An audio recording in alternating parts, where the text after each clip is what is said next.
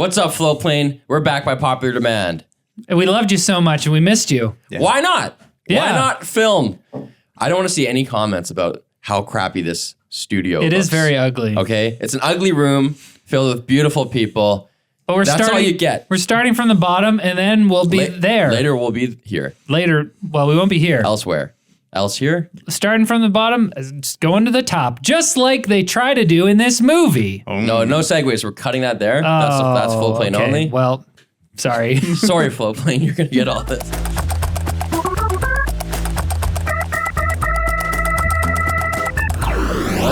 Guys, we finally saw Parasite. We It took a finally while. did it. Yeah. I have been not excited to watch it for months. What? I have a history with this guy. What's your This guy. Can you tell me his name, please? Bong Joon-ho. Bong Joon-ho. Bong Joon-ho. Is the director. One more time. I'm gonna call him Bongo. Bongiorno is closer. Bongo. Bongo's what I'm doing. I think that's right. disrespectful. I don't respect anyone. So That's screw this guy. Kind of my thing. Have you met I'm me? not saying a 3-syllable name. Bong Joon-ho. Even DDL, like Daniel Day-Lewis or Paul Thomas Anderson, PTA, people I like. Those are way more syllables. This is 3 syllables. And that's why I initialized them. Anderson is 3 syllables. It's the same thing. BGH, that's not easy to say. He's Bongo. BJ, that's hard. Bongo. Anyway. Ever since Brandon saw this movie, like a couple months ago, it seems. That came out in November. And then everybody's saying it's so sick. You were just hearing it from Brandon? And the world. And now the internet in general. it's been nominated for Best Picture. And so it should be. Whoa, Wow. spoilers. Spoilers. It's time to get into it. Okay, why don't we start with Riley? What are you giving this movie out of 10? 9. Wow. Okay. David? I give it an 8.4. It's the best reason to eat the rich since Jeff Bezos stopped paying taxes. Eat the rich. Hold on, let's back up. Bringing some socialist memes into this. I don't have a, You don't have a I don't have a slogan? slogan. I'm sorry. Man. I forgot about the slogans. Honestly, it's been a while since we did this podcast. It's been like 3 weeks. You missed it. We're here. Holidays are over. Yeah. Here's my slogan. This is the best movie I've ever seen from Bongo. However, that's not saying much because his other movies are absolute hot shit. Wow. I'm giving this movie a 7. I mean, 7. 7. 7. Hard to please. I am going to change your minds. 7? 7's good. Get out of here. 7's a good movie. 7's okay. I think it started off being like, this is pretty good. And then by the end of the movie, I was like, probably a little worse than Knives Out. So that's why I'm giving it a 7. There is a bit of a weak ending, I guess. Not really. Oh, see, you're already coming around. I think we should start at the beginning. And I'm going to start with things that I did Wait. Before we get to that, we need to start with a synopsis. Because many of our listeners haven't even seen the movies we're talking about. This movie is a 2019 movie. It's a Korean film. It's a foreign film. Yeah. It's got subtitles unless you speak Korean and you want to turn those off. So I mean, if that works for you. Riley said that I can read my synopsis even though he wrote one. I wrote a longer one. There's Yeah. a war in the podcast about whether we should have long or short synopses. Let us know in the comments. I'm going to let you go right now. A, this is a spoiler podcast and the spoilers are about to come full force. And B, this is a biased synopsis, as you'll see. Yeah. if you're thinking about seeing this movie, don't listen to this podcast. You Don't know? see it. Because there are some movies that you can just listen to a podcast about because you're like, I'm not going to see it, but I want to know what they have to say about it. See the movie. Yeah, you and then should come see it. back and listen to this And then podcast. come back and listen. Yeah. The son of an impoverished but industrious family is given an opportunity to work for a wealthy family and quickly creates ways to push existing staff out so that the rest of his family can be employed. As these bunch of assholes basically relax into their new roles, they're confronted by the previously ousted maid who reveals a hidden sub-basement in the house where her husband has been secretly living for 4 years. Then there's a big birthday party where everybody dies. And that's the movie. The end. That's it. I was like, this is a pretty long movie. It's over 2 hours or something like that. Just But over. I was watching this, I was writing this synopsis and I was like, that's kind of it, hey? I guess the first half of the movie is basically everyone trying to work for this family. Like it starts with the boy. He gets an in from his friend. Like his friend is a tutor for this rich family. He tutors this high school girl. His friend's like, look, I'm leaving the country to go study university. Why don't you replace me as the tutor of this girl? Boy gets that job. From then on, he's like, sick. My poor family who have crappy jobs or no jobs, they're all going to work here. So when the family's like, my other kid needs a tutor for art, boom, buddy's sister's going to do that. Dad needs a new driver for his car, boom. My dad's, okay, that's a little different. He didn't need a new driver for his car. They're like, my dad could be your driver, and then they got him fired.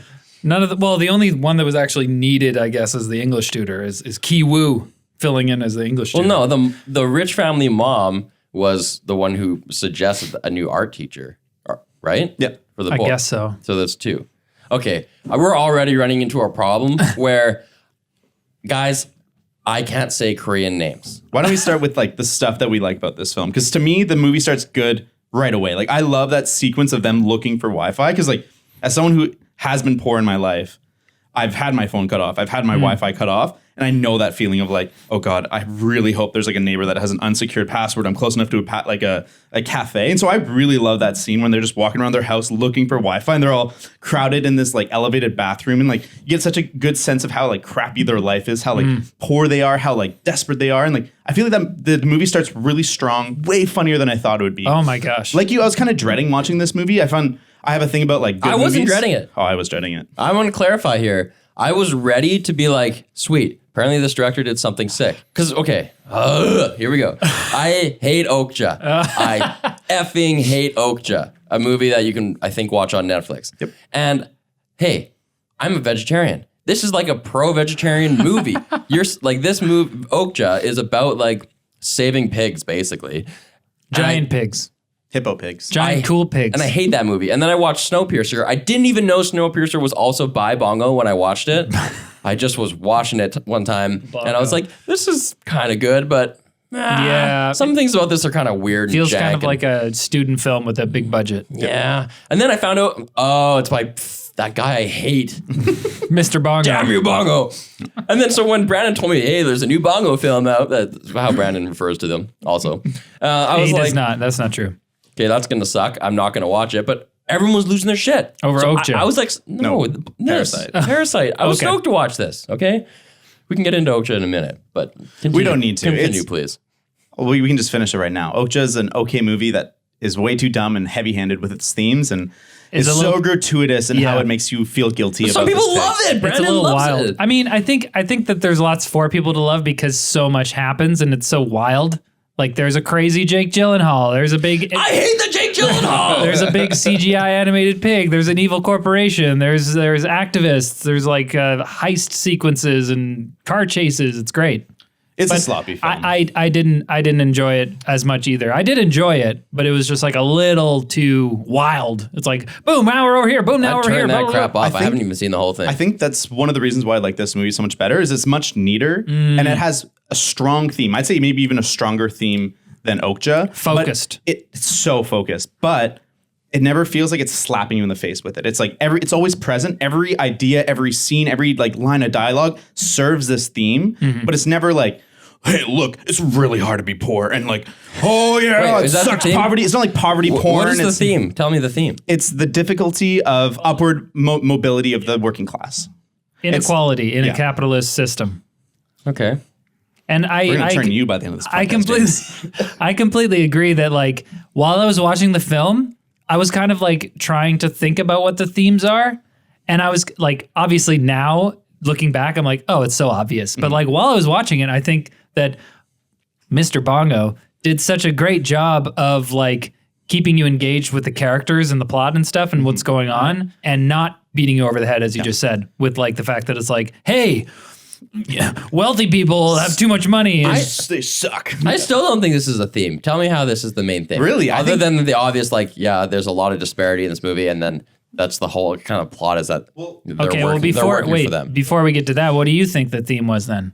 Or I'm you not just- ready for that. Okay. So I think the main theme, it all revolves around inequality, but I think the main theme is actually the working class fighting itself. And it's all about how people so obsessed with this idea of prosperity, of this rock that's magical, gives your like grants your family wealth, allows you to like do anything you want for prosperity. And like in this movie, this poor family basically only screws over poor people. They don't really screw over that rich family. They're lying to them, but like they're giving them good service. But like every scene in this movie is about like at the twist halfway through, it becomes so clear that it's about how the working class cannibalize themselves for their own good. You've convinced me. You're That right. was easy. Because there's lines throughout the movie, 3 times. I think he doesn't do it like after the halfway part, but 3 times in this movie, the main character, or the son of the poor family, he says, "Oh, that's so metaphorical." I'm like, why does he keep saying that? Yeah. But one time he says it, is about the rock. Yeah. It's like this gift that his buddy gives him. It's supposed to be like it's like a Zen garden thing. It's like a rock that It's like a hey, lucky rock supposed to bring your family prosperity. get this. Scholar's rock. You get these rocks in your house. It's good. You get material wealth, is what he Go said. pick up some scholar's But rocks. later he uses that rock as a weapon. Or the other guy does against plans, him. Yeah, that's what I love about it. He plans to use it as a weapon against the other guy. Oh, yeah. But it's used against him. So this idea of like wanting prosperity is a weapon against like yourself. This obsession with wealth is bad for you. It's not like bad for anyone else. It's like it kills you. Now that's interesting because I would expect that a movie about inequality would have something more to say. It's funny that this one doesn't really say much about what the solution is. Like it's not, I don't think that I would call it like a pro-socialist movie or anything. It's just talking about inequality. It's more like a look into things instead of like there's not really a real message about like what to do. There's no prescription here. It's just like, hey, this is what things look like when there's a lot of inequality and people are obsessed with prosperity. What about the fact that one of the things that happens at the end of the movie is that, okay, and this goes back, okay, hold on. When I talk about the characters, because I can't say their Korean names, I'm going to say their position in their family. So father of poor family, father of rich family. Kim's and Mr. Parks. Yeah, Mr. Kim, Mr. McKim, Mrs. Kim. Kim's is are easy. the Kims are the poor people. family. Yeah, and Parks are the rich family. Did you guys know that Korea has the fewest number of surnames? Yeah, no, This is a stat. They have like 2,500. This is funny. When I was watching this too, I'm like, how many like Smiths are there? Like I feel like Kim and Park are kind of like the Korean equivalent of Smith or Johnson. But on steroids. They only have like right. 2,500 surnames. That's interesting. Little fact I learned when I was on the Reach for the Top team in high school. 2,500, and that's a small number. Yeah. I've Think never about Canada. I've never looked into the number of surnames. You ever met another person with the last name Stribe? No. There you go. Wow. Life changed. Really learned something today. Yeah, I'm unique, unlike you, Mr. Murdoch. Well, I thought it was Streeb, first of all, so I Yeah. don't know if that invalidates it, but Have you met another Streeb? no. That's because it's the same name. What the were you hell saying? were we talking You were about? saying talking about Park is the rich people. Okay. Kim, father of Kim, poor family. At the end, Mr. Kim. Mr. Kim murders Mr. Park, the rich That's guy. right. So isn't that a solution to the problem? He stabs the rich guy. No, because he stabs him, but where does he end up? Right back in the basement. Way lower than he Yeah. was. Like I love that metaphor too in this film. So the rich family is above ground. This kind of in transition family is in a semi basement, and the poorest family, the most desperate family, lives in an underground. In this film, there's constant visuals of going up or down depending on where they are in the status. Yeah. And I think that this film does a really interesting job of like this family that starts in the semi-basement, they move up to the top and they pulled off this con and like they're living the rich life. They're like in the living room, they're having dinner, they're eating the rich people's food, they're drinking their drinks. Yeah. But by the end of the movie, the dad, because of what he's done, is now in the lowest place he's ever been. And I You think the basement under the house is lower than the semi-basement not apartment? like geographically, but I think Well, like yeah, there's no thematically. windows. I don't know. There's no windows. Yeah. There's no windows. Yeah, they Their have- house is like I guess like garden suite. We'll see, but They I call don't it know. a semi-basement. I don't know. I don't know if I agree because the guy who was in the basement under the Park family. Hold on, we have to explain that. So when the Park family is if they've seen the movie. yeah, a lot of people haven't. Okay. Okay, the Park family is taking over. Fuck. Okay, The no, Kim I got it. Okay, so Park family goes away on the camping trip. It's super rainy out. The Kims are partying in the Park house. The original housekeeper comes back and says, "Oh, I left something in the basement." Turns out it's her husband who has been living there for years and years and years. And But it's like a sub basement. She goes into Yeah, the it's a regular secret basement, bunker. pushes a shelf to the side, and Secret there's like bunker. I guess rich people have bunkers in Korea. Yeah, they explained it somehow. But anyways, he's been living in a secret bunker there. He has actually, the husband of the original housekeeper who's been living down there, has actually grown to revere Mr. Park because he sees him as his benefactor. He's like, oh, you are meant to, he keeps shouting respect. Oh gosh. Also, side note, I love all the times that they just like bring in English words. Yeah. It's usually as like emphasis. There's one point at which Mrs. Park, the wealthy wife, says, "I'm dead serious" or something, or "I'm totally serious" in English, and it's just like, oh, that's so funny. That kind of reminds me. I feel like there's lots of elements of this movie that are just missed by us. Like I'm sure there's a lot of parts of this movie that are just like about Koreanness and Korean things Actually, that we can't really appreciate. Bong Joon-ho gave an interview while this like movie was on the press tour and said specifically, he's like, oh, I'm kind of worried that people won't get like all the Korean elements. Like, I don't know if Western audiences will appreciate it as much. To me, the only thing about, I think, the Korean side of it that bothered me was that they're grooming this high schooler. There's two different characters that are grooming to date this high schooler, and I felt that felt gross, but I don't think the movie's condemning it. I think the movie's just kind of like showing you that, like, yeah, these college-age students are waiting for this high schooler to be old enough so they can ask her out. Yeah, like I didn't know. like that. I was like, is she like senior year? Is she about They to said graduate? sophomore. What does that mean? I don't know. Isn't that grade Canadian. 10? Hold on, I'm gonna Google this stuff. Americans. we should really know what sophomore means. I think it's. I think it's grade 11. It's not freshman. It's not. Hold on. Oh, no. relating to the second year of an endeavor. Oh, geez. So she's grade 10. She's grade 10 and That's- he's in university. Wait. Is it grade 10 though? Because if they have high school, that's 10, 11, 12. Wait, what's middle school? 8, 9, 10? Maybe she's in grade 11. So in the States, I think it's freshman, sophomore, junior, senior. In middle school is until grade 8. I guess. In It the doesn't States, matter. in the States. No matter what, Up she's here. a high schooler and it's young and it's kinda weird weird. and they don't condemn it. And I that was the only thing that I was like, it kind of makes sense if Ki Woo, the son of the Kim family, is like 1 year into university or something, and she's in grade 12. He had tried for many years to apply. So I figured he was like 22, 23, 24. Yeah, that's weird. Yeah. For you. But that's just, we're just Western audiences judging, pedophiles. I want to go back to Your age divided by 2 plus 7. I want to go back to Gung So, who is the husband that was stuck in the basement, and like when he screams Right. respect, Yeah. which I love. But there's this image, and it's very important of when the husband of the house or when anyone comes home, there's 3 bulbs above the staircase, and when they walk up, it seems like it's motion activated because each one turns on where they're stepping. But you find out later that he's manually smashing his head against a light jeez. to turn it on. Well, he only has to smash his head because he's bound at that point. He's not smashing it every time. He's just, But he uses his forehead, smashes doesn't it he? later when he's like going Doesn't crazy. he always on use it. his forehead though? Or He is uses his forehead, but he's not like. No, but No, he can he's use not his smart. hands if he wants, can he? I don't think he does though.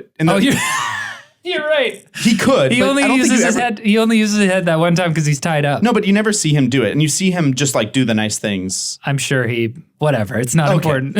Or is it? It's kind of weird, man. But I love that image of him being trapped in this basement, kind of in servitude to this dude, just so in love with him and so much respect, and then like that visual of. But we should say though that the switches we're talking about, the lights turn on, but really he's activating them Manually. and then he uses them as Morse code. The people who live in the I wanna get house, to that. I they wanna get think to that that. they have smart lights, but it's just a guy in the basement turning them on apparently with his head.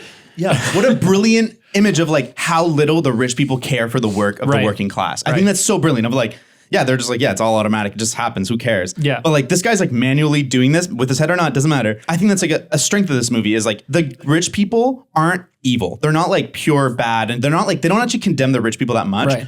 What they're most condemned for is their ignorance of the working class. Like when the wife is kind of talking about how the rain, oh, it's beautiful. It created sunshine and this. And like the day before, the whole family was washed out and like their house filled with shit because of the rain. And like, I love that about this movie, that it's more subtle in its like condemnation of rich people. Yeah. Yeah, that's pretty Well, cool. and they don't really give you a reason to hate them at all, except for I don't know, the dad, Mr. Park. There was a couple times where, Mr. Kim asks him when they're driving in the car and he's like, do you love your wife? And he's like, Yeah. yeah, you Something could call like it. We'll love. call it love, is what he says. Yeah. So there's a bit of like, I don't know, condemnation there. But for the most part, I think like the mom especially, she's just trying to give her kids and family a good life, and but she's dumb. But she's dumb. But like that's just complacency. It's not like she's not condemned for it. It's just kind of like that's your situation. The movie introduces her as simple, but I don't think she's actually like stupid. She's just naive.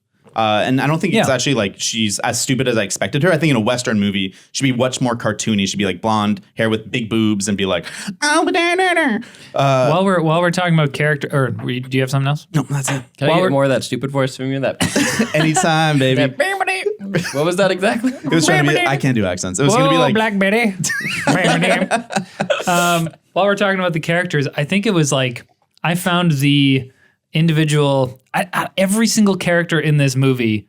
I feel like Bongo did such a good job. Why you have me Joon-ho. saying? Why are you it? saying it like Bono? Bongo? You're saying it like Bono. Because it takes mental Like you resources too. for me to translate his name from Bong Joon-ho, which is what it is, to Bongo. Well, I'm so And happy. I'm intentionally taking longer to say it because I'm protesting. but you're not protesting. You're I'm not. totally in my I know. spider web.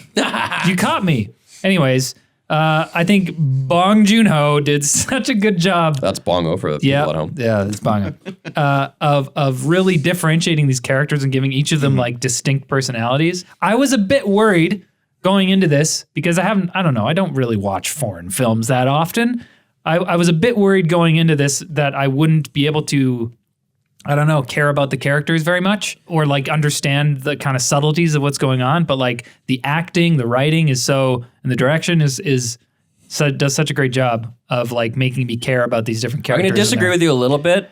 Screw you, James. I agree. They were cool, especially like the poor family sister. She was so dry and sarcastic. Oh, She yeah. was awesome. But I still Ki-jung. feel like if I had been a native Korean speaker, I would appreciate a whole new level because when you're hearing for a sure. wall of language that you don't speak and you're just reading the subtitles, I think we're missing a lot of inflection and tone and like how they're Sure. saying it. Like when that same character I mentioned answers the phone and pretends to be like a help desk like secretary, Right. I can't even detect how she's sounding and Yeah. changing her voice, whereas I would be able to know if she was just putting it on, and then I might laugh at that where I didn't laugh at that as a Western viewer. interesting. you didn't? I laughed at that I laughed. for sure. Yeah. No, but you're not laughing at the aspect of imagine like Riley's like, okay, guys, they're quiet. Hello. Yeah, like yeah, it's yeah, that's fair. that for sure. aspect of the comedy's gone. I think there's a certain element of like learning about the different inflections and stuff as you're watching, and then once you kind of get it, you laugh. Oh, okay, big brain. No.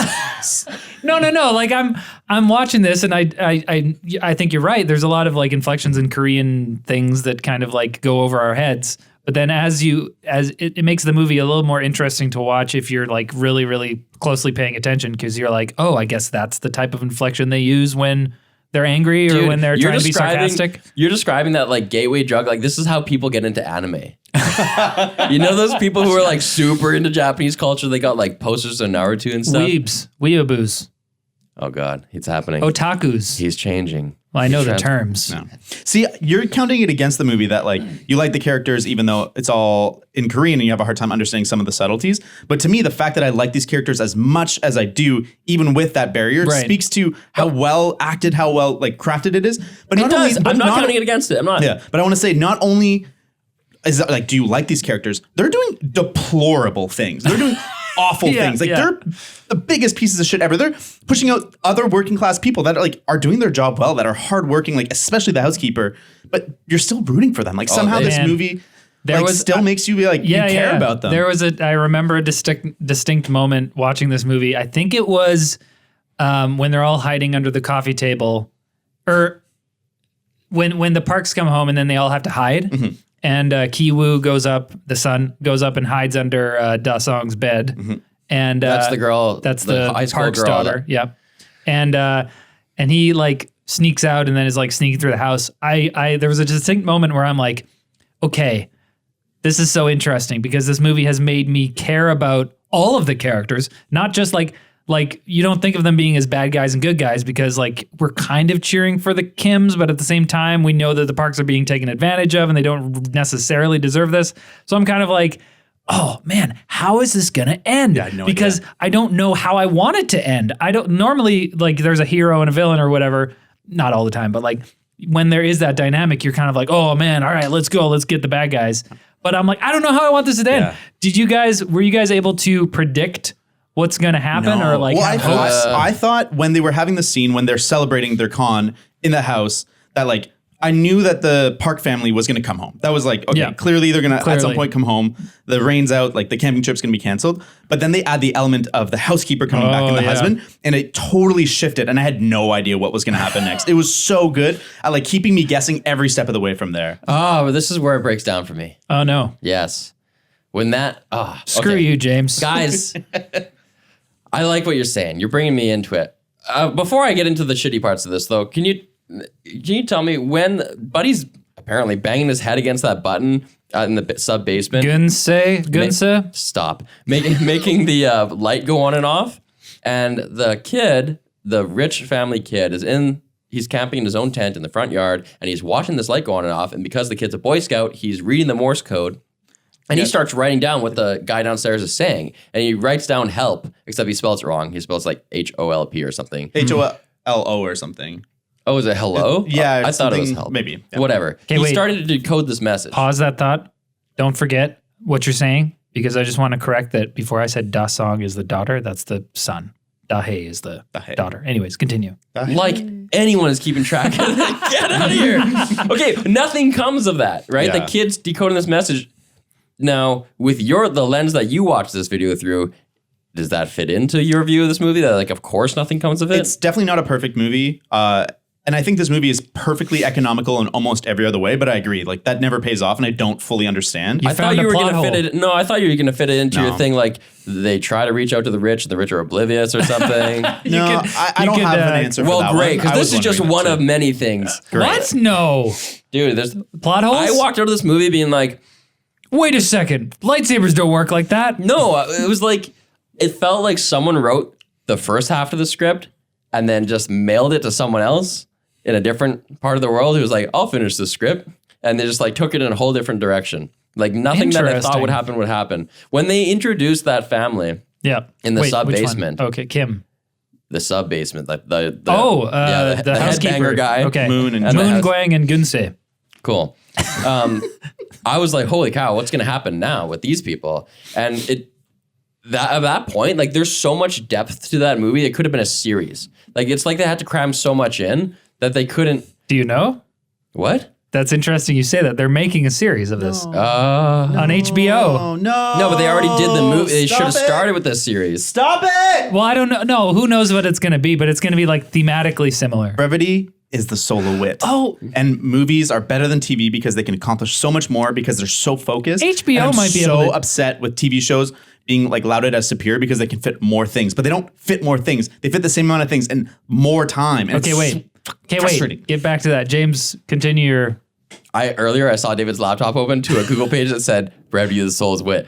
Like he looked like he knew he was gonna. I just wanted to make sure that it was a Shakespeare quote, but it doesn't matter. This movie's over 2 hours long. Yeah, compared to like an 8-hour series. I think they spent too much time doing the fun sequence of how each family member is getting a job. That was probably the first third, maybe. It tricked you into thinking it was a fun comedy. No, it's just, that was fun. That was probably the best part. That was great. And you're showing how clever the family is and all the cool ways they're each getting each other in there. But then when you introduce this new thing where like there's this underground family, there's like so much wealth of content you could have made from that. And instead, almost nothing happened with it. Yeah, they could have made one of them like a mutant or something. I don't know. I don't know what they were going to do. They could have done a myriad things. Right. But instead, it all just culminates in, I guess there's going to be a birthday party, and then the guy's going to run out and kill everybody. And it was just like, why? I think a lot of stuff happens you're just not giving credit to. Like there's the first scene when the family stumbles down, and right before that, Moon Gwang is like pleading with the matriarch of the Kim family to be like, please, like, she calls her don't give up, please, sis. Like, and like as an audience member, you're like, yeah, they kind of are similar. Like they're impoverished people that are desperate and need this. And then the whole rest of the family comes tumbling down the stairs, and the power dynamic shifts because she figures out that they all lied and that they're all a family and this is all a con. That's and the power dynamic shifts. Well, not only that, but she's calling her sis, being like, oh, please understand. And Mrs. Kim is like, we're not the same. What are you talking about? Yeah. We're better than you now. Yeah. But really, that's great. But then from then on, I thought, whoa, what are they going to do? Are they going to coexist? Are they going to each know each other about each other? That's and what then I- yeah. do a bunch of hijinks to try to get a leg up on one That would- another. that They would don't be the, cooperate. I love the next scene when they're upstairs and like the weirdo husband. Oh man, he was great. He was so uncomfortable and weird. Is on the couch like lying like a little girl, like holding the phone. He's like, oh, it's like a missile launcher. Like, oh, if I press the send button on this video, that proves that they're conning it. Yeah. It's so fun. And like they're there and they're enjoying, and the whole family's there, like hands up and like. Yeah. I thought there was such great tension. And then when they start filming again, like I was like, I would tackle them. Now's the time to tackle them. Yeah. And then they tackle them. Yeah, And then they yeah. fight and like I don't know. There's lots of stuff that happens. I think this movie does a really good job of like, normally I hate comedy of errors type movies because I'm just like, oh no, it just makes me uncomfortable. Like it's like, I don't like seeing a million things go wrong, but I loved seeing everything go wrong in this movie because it was just so funny and It was more original. It was more original because I did not I'm with expect. you. Like I hate Meet the Parents and all Right. those because like okay, Ben Stiller, you're the protagonist. I'm rooting for Yeah, you, yeah. and you keep eating shit. Like how am I supposed to feel if the person I'm rooting for just keeps eating shit? Maybe this is the key to doing a good comedy of errors movie. You have to make all the characters horrible people. So you like- don't really care about anybody. Like when who do we really care about in this movie? that song. Love that kid. The kid? Yeah, he's great. Yeah, I guess so. when the But is that only because he's a child? Probably. that kid sucked. He's a little brat. God. No, he's cute. I like that he's No. got like an obsession with like First Nations people. Yeah, and, what like, was he's up with playing- that? I think so. I think if there's a theme of like Americanism in this film, and it's part of like the capitalistic excess, and it's I Yeah. think it's light on that side of it, but I think that's part of it. Is it's bringing like Americanism into Korea. I think that's they why. should have picked some. Wait, unless they deliberately No, they picked did. something. They deliberately picked Indians and said Indians. And Well, I think that the hold key on, we have here. to explain this. The little boy has like some outfits. He's obsessed with like Indians in the sense American of like Indians. cowboys Yeah. and Indians. And Native he's like, Americans. there's people running around with like war bonnets on.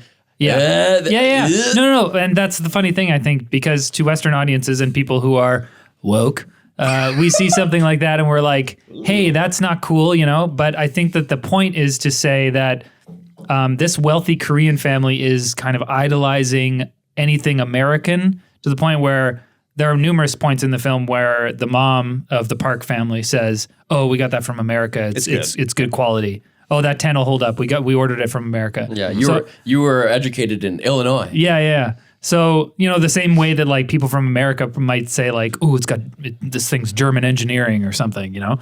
So I think that the Indian thing kind of plays into that where they're not really they're what do you call it? Like they're so oblivious to the fact that this is cultural appropriation that like they just like anything that's American.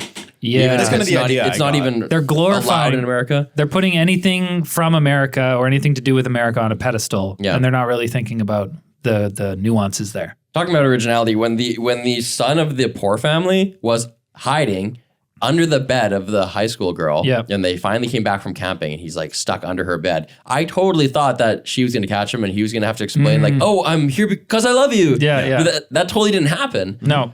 And part of me is like, "Oh, that should have happened," but that's just because of expectations of like Yeah. other movies I've seen. That's like that's what you would expect to happen, Yeah. but it doesn't. Have you guys heard of the concept of Chekhov's gun?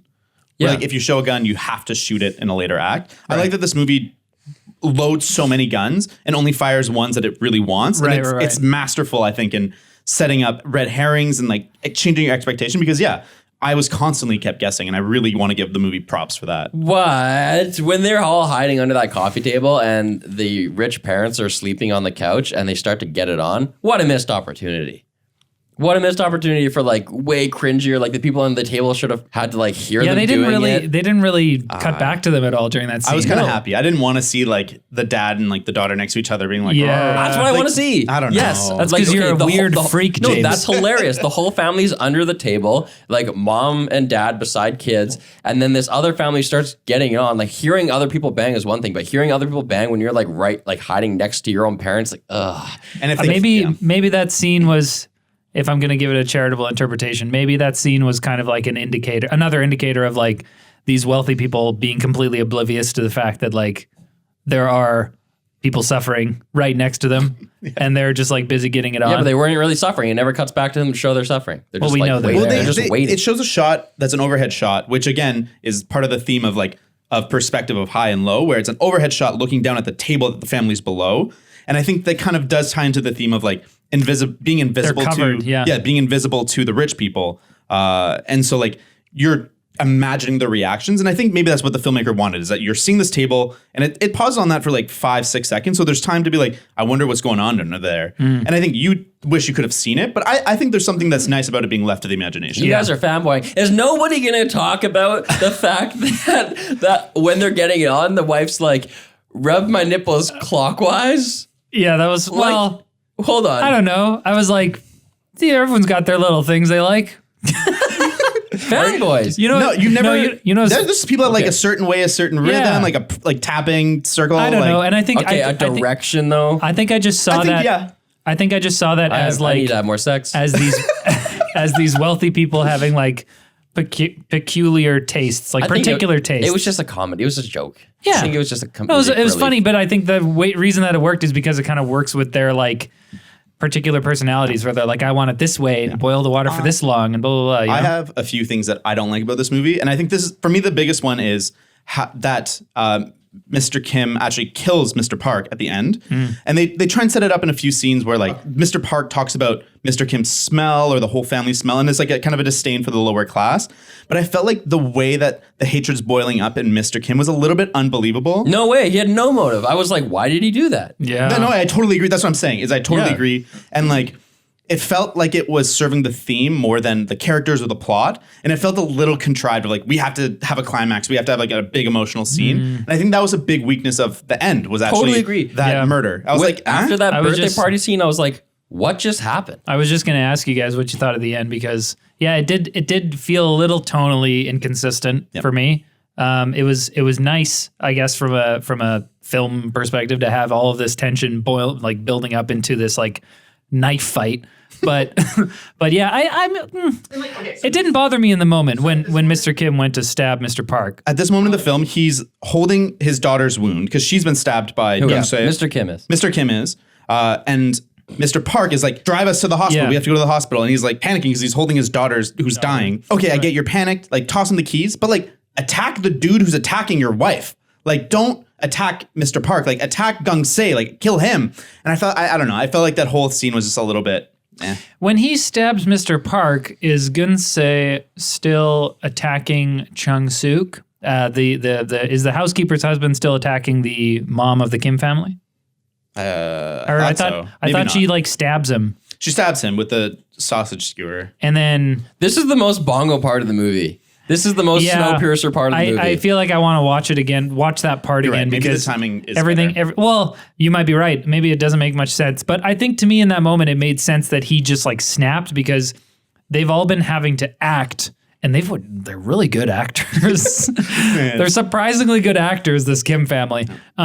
They've all been having to pretend and like hustle and bustle and try to make the Park family happy for, I don't know how long it's been. I saw that as him just snapping, especially, I thought it was such a great touch to have Mr. Park holding his nose. Yeah. There's this vicious, brutal attack going on, and he has to go get his keys. But the thing that bothers him isn't the blood or the violence. It's the fact that the guy smells. That being said, that dude would smell. Like, I didn't see a shower in that basement. Yeah, he would smell, but like when you're in this, but like that's really, when you're in a fight or flight situation, you're not worrying about smells. Fair enough. You're just like, I need to go. Yeah. And the fact that they are so unconcerned with the rest of what's going on and only concerned with the fact that their kid is apparently having a seizure. And then the smell, it was just so, he's like, oh, that's disgusting. And he's like, he's like, you fucking, I'm going to kill you. I don't know. I could see that. Yeah, I don't know. It's one of those things that I just like, I didn't want it to happen. And I also feel like it didn't add that much. That being said, the denouement of the film, I think, is unbelievable. I love the montage at the end of the film so basically what happens is the husband kills the rich husband and has to go into hiding. And where he goes into hiding is actually the sub basement. Right. And to reach out to his family, he's using the Morse code trick. Yeah. And his son has a hunch. So he goes and he looks at the lights. And he uses his hands on the button. Yeah. By the way, it's totally reachable. And so he goes and he looks at the light, and the dad's giving him a letter, or a Morse code letter through the lights. And so he goes and he reads it, and then he writes another letter back. I don't know how he gets it to him. I guess that's not the point. But as part of the montage, he talks about how he's going to work so hard. He's going to work his way up. He's going to save all this money, and he's going to go to school. He's going to do this, and he'll buy that house. And then at the end, like, when I buy that house, all you'll have to do is just walk up the steps. Like a dream sequence. You don't know that. You see it visually. You see him going to school and progressing in the world, but then it's revealed that Yeah, it's actually a fantasy. It's actually a fantasy. Yeah. And but like the moment that they're actually in the fantasy was like really nice. I was like, this is really nice. And like, I'm so happy. And then it cuts to the matching shot of the opening shot of just him sitting in the sub basement. And it goes down and you realize it's all fantasy. And like, he'll never, ever be able to save enough money. And there's no way he could ever do it. The semi-basement. The semi-basement. He's in the semi-basement. His father's in the sub-basement. So powerful. Yeah. Yeah. I loved it. Weird though, because there's voiceover at the end there. There's never voiceover at any other part of the movie. So I was like, this feels weird, but all right, I'll allow it. Do you guys get neat tidbit? The song at the end of the movie is written by Bongo. Really? And it's originally was called 564 years because they calculated how long he would have to work for him to be able to afford that house. Oh, that's cool. wow. Wait, did you just call him Bongo? Like a drum? That's the problem. Bongo Star. That's the problem. The Bongo Star. Yeah, Ringo's. Okay, here's a few other things that made me mad. Like just loose ends. Like it would be nice to see Min again at the end of the movie, like full circle kind of thing. And like, what about the fact that Min was like, "Yo, I need to put someone in this house that I can trust. You're my buddy. You would never like fall in love with this girl that I'm in love with." That's I think the whole it was part. less about you're not going to fall in love. Is she's never going to fall in love for you. You're a loser. No, he said, okay, maybe, but he said like all those frat boys, like they're gross and slovenly and like and I like you and it's gonna be okay. But anyway, the point is that they do fall in love and there's never a consequence for that. Yeah. That was a bit of a weird It's just plot like element. it's just a loose end thing. Like, and it doesn't really tell us anything about Kiwoo's personality either. You know? Like the fact that they fall in love, I'm like, okay, wait, is Min going to be mad about this? Is there going to be some consequence? Like, no, we could have done the whole movie without him falling in love and wouldn't change it This at is all. the answer to this note that I wrote apparently after midnight last night. And I look at it this morning. The note just says, "What about girl?" This is what about girl. Why did that even exist? Like there's so never, much of my life is spent just thinking the same thing. There's never a consequence of the fact that they had romantic. I think it's just to serve the fantasy. Like there's a scene in the movie at like the midpoint right before everything turns where he's talking about the son of the poor family is talking about how he's going to marry the daughter of the rich family and they're all going to live in this house. And like when they're talking about it, you're like, that won't work. How like you're the in-laws, but like how are you ever going to have family gatherings? Like you're all the servants. Like they see that you're all a family. They touch on we're going to have to hire actors. Yeah, which I think was hilarious. I was like, I really hope this con keeps going. Like I would love it if it got super complicated. But that's series, a different movie. HBO series. No. Here's something that bugged me. I couldn't rid this from my mind. At the beginning of the movie, before the con begins, you see how this family works. And they're poor and everything, right? And the thing that they're doing for money is folding pizza boxes. And it's cool. You see there's a YouTube video where they're watching someone else do it really fast and they aspire to do it that fast. And you see the father really staring at that video. Like you see like he really wants to learn and do the best. And he's industrious. However, you also see that the result of them folding the pizza boxes is that they fold 1 in 4 of them wrong, and their employer is pissed. And it's like, you guys made 25% reject pizza boxes. Like, you're bad at this simple job. So who are these characters? Are they the type of people who are bad at a simple job? Or are they these geniuses who can con a family and adapt quickly and learn? That's what we're showing the whole movie. I think it's both. That is something that bothered me a little bit, was the fact that like they're so good at faking being legit, but they can't fold a pizza box. Like they were not. Are they fuck ups or are they wicked? Like, they're both. And like I think that's the point of the movie is like you can be both. And like think about yourself. If you had to fold 10,000 pizza boxes and you want to do it as fast as possible, like you'd fuck up some boxes too. Like, you're not going to be like, oh yeah, it works. 1 in 4. It's defying your attempt to categorize them, James, into like these discrete boxes of, wait, are these good people or bad people? They're complex. Well, they are. talk about the track record, how many jobs the dad has had, and he's done all these different things, and they always make sure, to say that business went bust. That business went bust. So it's not his fault. He just got laid off because the economy sucks. I think or something like that. I think that's a statement on how hard it is for people like him to rise up in the system. I really loved the scene where they're in the stadium after the flood and they're trying to sleep. And Kiwoo is, he's talking to his dad or whatever. And his dad's like, because Kiwoo the whole time is saying, I have a plan. I'm going to make it. Don't worry. And then some things don't go according to plan. And then after he's like, the dad is like, this is why I don't make plans. Son, never make plans because plans never go according to plan. And I thought that was such a good, I love that scene because it was just, it kind of explained things for me. I was like, oh, this is why they're so industrious, but they haven't been able to succeed. First, because the system doesn't allow them to. But second of all, when you fail a bunch of times, you lose hope and you just decide, hey, nothing's going to go according to plan, so might as well not plan. Then why are they bad at folding pizza boxes? If they're industrious and awesome, like we get shown throughout the movie, and if it's no fault of their own that they're in the position that they're in, then why do they suck at folding pizza boxes? It's menial task, and like smart people don't do menial tasks. No, you're fanboy defending. No, it's a stupid thing that shouldn't have been in the movie. They should be fucking kicking ass at folding pizza boxes. I don't disagree. Like the movie, like if you had to do an awful menial task over and over and over and over, and it was worth like 0.1 of a penny each time, you would do it as fast as you can without putting your actual brain into it. Like, I don't think that they're contrary things. I think it's showing that like they're willing to work hard at things they think are worth it, but like they're not. I disagree with you, David, because the boy comes out with the phone and says, "Look, I found a video of how we can do better at this job." They're all trying to do it faster. They're all trying to do better at that job. They're trying to do it faster. 25% reject is not like a consequence. I don't of going think too it's fast. a fair. That's like you're bad at it. I don't think it's a fair equivalency to say, oh, they're so hardworking and industrious, they should make every pizza box perfect. They shouldn't, but like 25%, they're bad at the job. Well, obviously one of them was worse at it than the other three. Yeah, maybe it was one of them was really bad. That's exactly. There's 4 of them. One of them's 25%. Well, they don't give that to us. I think it's the mom. My biggest problem with this movie, and this is a really serious issue, is the light switches in the basement. Are they toggles?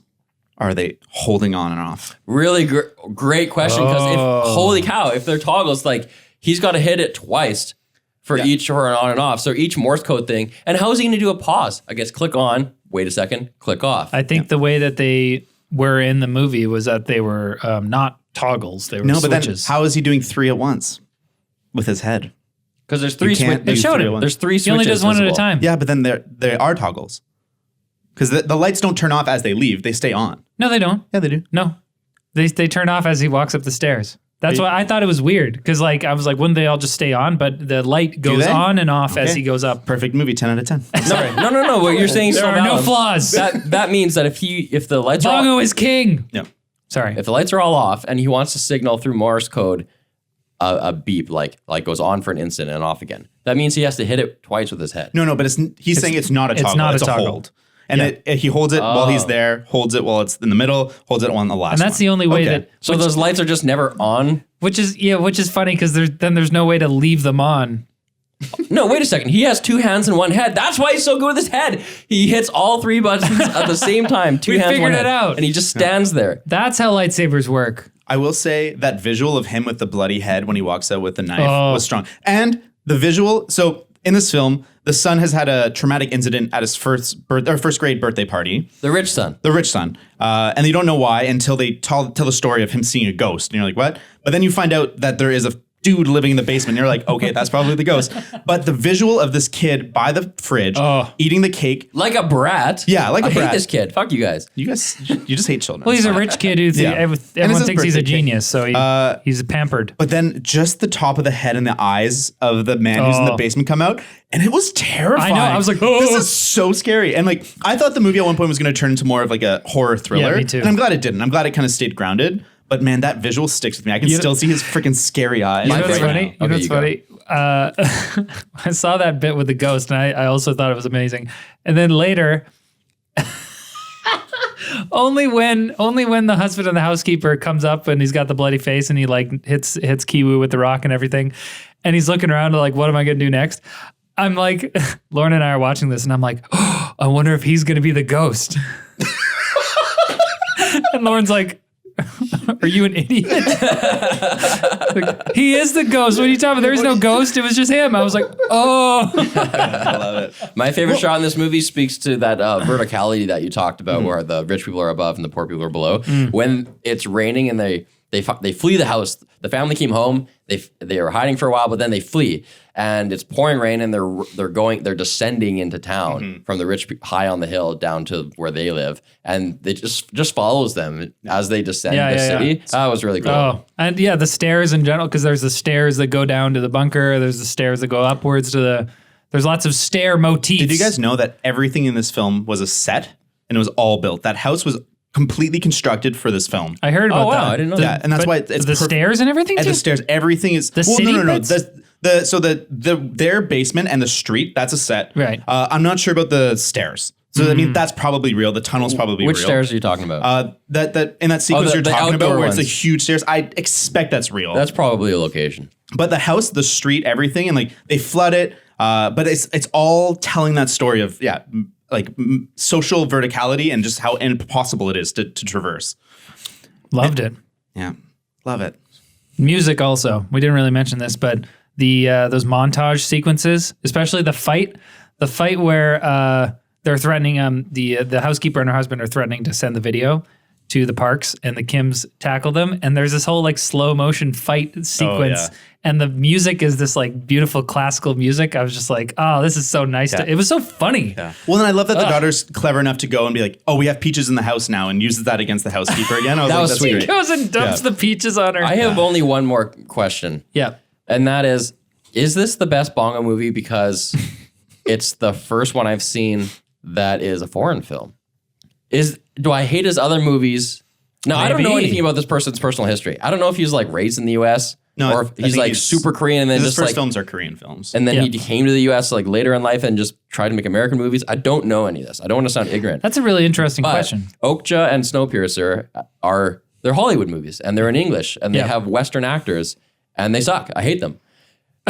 Well, they don't suck. But they have an Asianness to them. They have a weirdness to them. They have an oddness. Yeah. And I'm happy to see something I've never seen before. Right.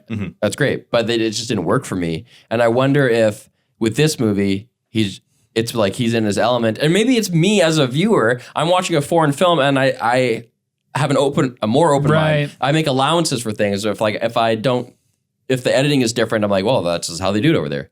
Just like when you're in a different city, like you're in Kuala Lumpur and the architecture is different. You're like, oh yeah, it's just they do it differently over here. I think you're answering your own question here. I mean, I liked Okja and sort of liked Snowpiercer, but like cool idea. No. Disgusting. I liked it, but I liked this one way more. Like I would give Snowpiercer like a 6, give Okja like a 6.5, 7. This is a 9. So I think I'm right there with you. I think that seeing him in his element maybe made a difference. I mean, like trying to make a movie in your second language, that'd be really hard to try and direct an authentic performance out of actors in your second language and be like, you're trying to be like I'm trying to give this nuance, but I just don't know the word. But there's just so it'd be many really weird hard. things in film language that like, if I was trying to appeal to like a Chinese audience or something, or an Indian audience, what the heck am I going to do? I don't know what they really like. Like, it's Right. a whole different culture. Like, how do I pander to How them? could Okja possibly be good? It was an impossible task. Unless you like giant hippo pigs. I'm down with the hippo pigs. I love hippo pigs, and I think they should all live. We should need any we of should them. not I just eat want them. less exposition at the beginning of the movie. It's just so heavy-handed. It was bad writing. I hate Okja. Oh, jeez. Yeah. And Okja's just so over the top. But Steven Yeun is in it. The guy from Walking Dead. I don't watch that. Guys. Walking Dead's for dumb people. Wow. Take that to the bank. No, I Hot take. stopped- Let's wrap it up, I stopped boys. watching it. Do you guys want to watch more Korean films after watching this film? If they're made by Bongo. There's good Korean films. You guys should watch some Korean I'm films. sure there are. This is something that every time somebody is like, you should watch more foreign films, I'm like, shut that. Because it's like, I don't know, am I just going to watch foreign films for the sake of being, I watch a lot of foreign films. It's very refreshing, I find. It's because Yeah. you're right. It's so different, and like what they're trying to accomplish, how they're trying to communicate is so different that it's really refreshing to get something that's not Americanized. Right. Do you want to see more foreign films nominated for Oscars? Oh, Like- for sure. I think that the reason that we watched this is because it got so much hype. I don't think we're going to be like watching very many random foreign films, but I think that it is nice to kind of like spread your wings, dip your toes into unfamiliar waters every once in a while when there's a reason to. Yeah. Well. What about you, James? Are you racist? What? What? If you don't watch foreign films. He's breathing heavily. Oh gosh. What about the title, though? What title? The movie, The Parasite. Oh, Parasite. We didn't even think about that. Well, that's pretty self-explanatory. The Kims are parasites is parasitical on the parks, but the parks are parasitical on society. They work together in a Apparently, symbiotic Symbiotic? Well, yeah, apparently Bong Joon-ho actually wanted to call the film Parasites with an S, but the film studio thought that Parasite was a better title. You know what's funny? Weird. Bong Joon-ho also wrote The Host, which is a, I think, 2006 horror movie. Oh, I never saw that movie. I Yeah. wanted to, though. It looks cool. But If you want- that's The Host. This is The Parasite. Wow. If you guys want a good Bong Joon-ho movie, watch Mother. I think that's his best movie. Other than this, Other Mother? Not the mother with the exclamation mark. Not that one. that one no, fucking sucks. I hate that one. Oh, I wanted to see that. Don't see that one. So bad. All right. Talk about movies we do want to see. We want you guys to give us some feedback. If you like this podcast or hate it, you should rate it wherever you get your podcasts. You should also tweet at us for suggestions of movies that you want to hear us talk about, or reply to other tweets or other. God damn it! Just talk to us on Twitter. You can okay? do It's whatever so you want on lonely. Twitter, And really. engage with us. We want Wow. to talk to you. You would be surprised how responsive we are. We'll talk to you if you want.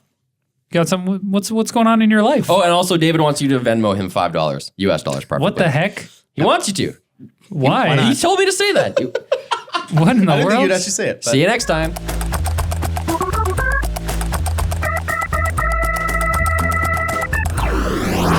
Fuck did I wrote these in bed last night. What about the girl? What about the girl? That could have been in a movie. There's a movie called What About a Girl? Maybe that is there? No, What About a Boy? You mean About a Boy? What About a Boy? With you, Grant. Is that a bit? Yeah. What about a boy though? What About a Boy? That'd be a Maybe great we should title. make a movie. I want to make a movie. called What About a Boy? What about Sequel. What about one about a boy? Yeah. And then a sequel, What About a Girl? What about a Hey, girl? you guys ready to do this shit? David, are you ready? You know who it is. It's your boys, Carpool Critics. We not in a carpool, but we used to be.